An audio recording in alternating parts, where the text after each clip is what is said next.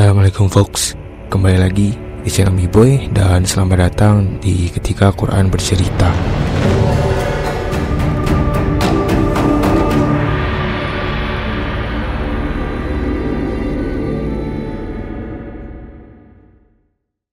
Ada sebuah pertanyaan dari kolom komentar, apakah bintang syi'r adalah gugus atau rasi bintang Pleiades itu sendiri, atau apakah An-Najm berbeda dengan syi'r? Nah, aku akan membagi pembahasan menjadi beberapa bagian penting. Di antara miliaran bintang yang menghiasi langit malam, ada satu bintang yang paling mencuri perhatian manusia sejak ribuan tahun lalu. Sebuah titik cahaya yang tampak berkilap tajam seolah hidup. Ia bernama Sirius. Sirius adalah bintang paling terang di langit malam. Bahkan cahayanya 25 kali lebih terang dari matahari kita. The brightest star in our sky besides the sun is Sirius, also known as the Dog Star or Sirius A, with an apparent magnitude of -1.46. Berjarak sekitar 8,6 tahun cahaya dari bumi dan merupakan salah satu bintang tetangga terdekat dari galaksi yang sekarang kita huni. Bagi para astronom, Sirius dikenal sebagai Alpha Canis Majoris, bintang utama dalam rasi Canis Major, sang anjing besar. Itu sebabnya dalam bahasa Inggris, ia juga disebut dengan The Dog Star. Tapi bagi bangsa-bangsa kuno, Sirius bukan sekedar bintang. Ia adalah simbol kehidupan, waktu, bahkan dewa.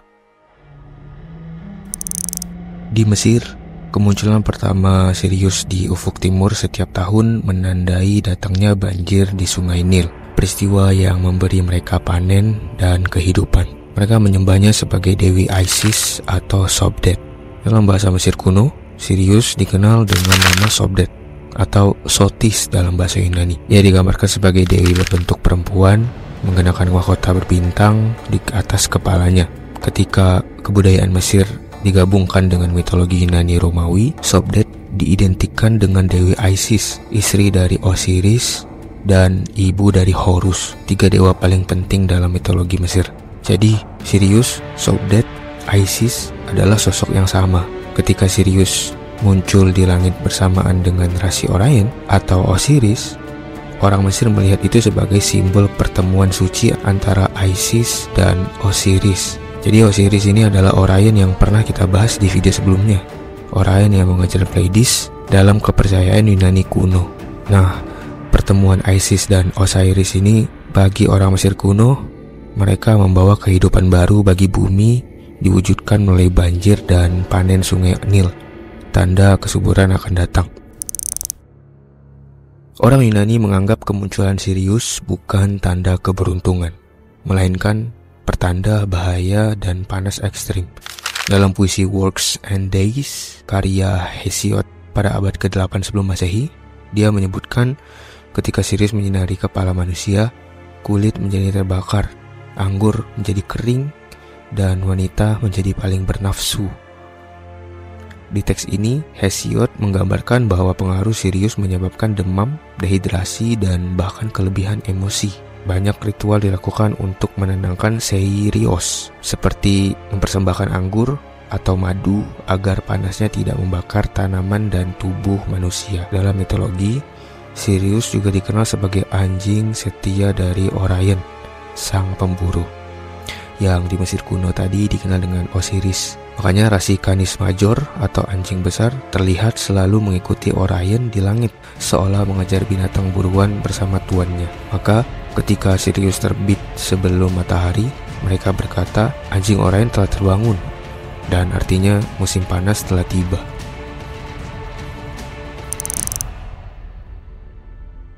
Bangsa Arab kuno menyebut bintang Sirius dengan nama Asy-Syi'r.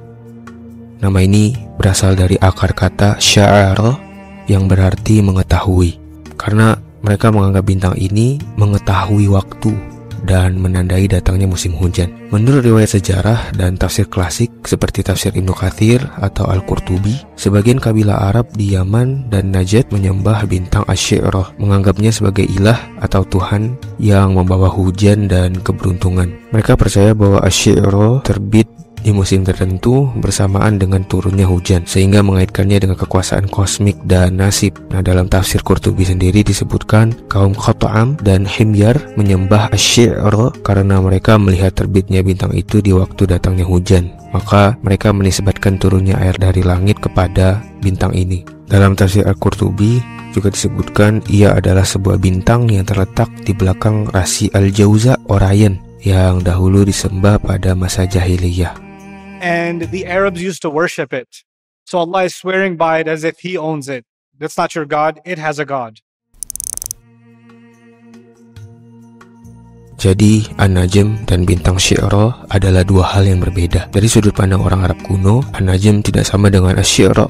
An-Najm adalah sebuah tanda bagi budaya mereka dalam melihat pembacaan waktu. Sedangkan Syi'ra adalah bintang yang memang secara khusus mereka sembah sebagai Tuhan selain Allah, karena sebagai tanda bahwa Asy-Syi'ra lah yang menurunkan air hujan kepada mereka. Makanya dalam ayat ke-49 dalam surah An-Najm, Allah ingin menegaskan kepada orang Arab jahiliyah yang menjadikan bintang Syi'ra sebagai Tuhan itu dengan mengatakan bahwa Allah lah Rabbnya bintang, Allah lah Tuhannya bintang yang kalian sembah ini, menegaskan tidak ada Tuhan lain, bahkan sesuatu yang dianggap Tuhan itu sendiri memiliki Tuhan, yaitu Allah. Wallahu a'lam. Itulah kira-kira yang bisa aku simpulkan terkait Asy-Syi'ra. Bagaimana menurut kalian? Tuliskan di kolom komentar. Request pembahasan silahkan reply atau balas di komen yang kupin.